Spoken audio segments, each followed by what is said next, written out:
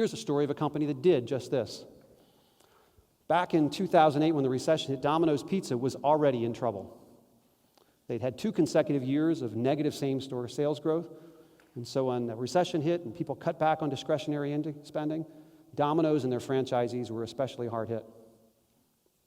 And they knew that in addition to the recession, they were also facing a lot of competition, not only from Papa John's and Pizza Hut, but lots of other high-quality frozen pizza had entered the supermarket. And Domino's had been slow to adapt and change. They knew they had a problem with their product, and it really caused some soul-searching internally. So they sat down and conducted focus groups and research with their customers and asked them what they needed to do differently. And as with the other story I told you, the feedback was pretty negative, pretty brutal. Customers said, "Your pizza tastes like cardboard and is totally devoid of flavor." But that was just a half of it. The other half of it was, they said, it's clear that Domino's doesn't care about their customers.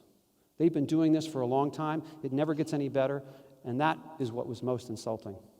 So this was hard news to swallow, and they knew that they had a problem with their product. And they spent the next 2 years developing an entirely new pizza recipe from scratch. And they tested it and found it was much more preferred over not only their current pizza, but a competitor's pizza. And they were getting ready to launch it, but they still had this nagging concern. We've changed our pizza, but how are we going to overcome the contempt and cynicism and distrust that customers have for us? It was at that point that the folks at Domino's became inspired to do something totally unthinkable from a business standpoint, but totally natural from a human standpoint. In the fall of 2009, during the NFL playoffs, Domino's CEO, Patrick Doyle, went on national television and apologized for the poor quality of their pizza and the poor quality of their service. And he pledged that they were going to do things differently. Not only had they changed their pizza, but they had had a change of heart. And they were going to hold themselves accountable. He was personally putting a face on that company and brought their development chefs out from behind the camera in these unscripted, very natural discussions where they poked fun at themselves and promised to do better and asked America to give them another chance. And what did America do in response? They did give them another chance. Because in early 2010, Domino's same-store sales rocketed to over 10%. They finished 2010 with the highest same-store sales growth, not only in the history of the company, but in the history of the industry. And over the last 4 years, Domino's continued to exceed the entire category in growth. They didn't cut costs. They didn't lay off employees.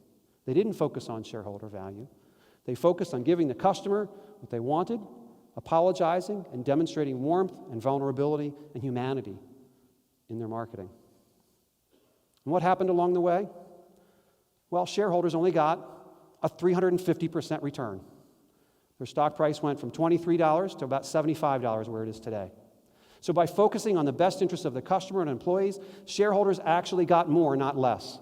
And that's where we've got to kind of reverse our priorities. We've got to recognize that maximizing shareholder value comes when we deliver what we need to customers. It's customers and employees that will deliver what we need for shareholders.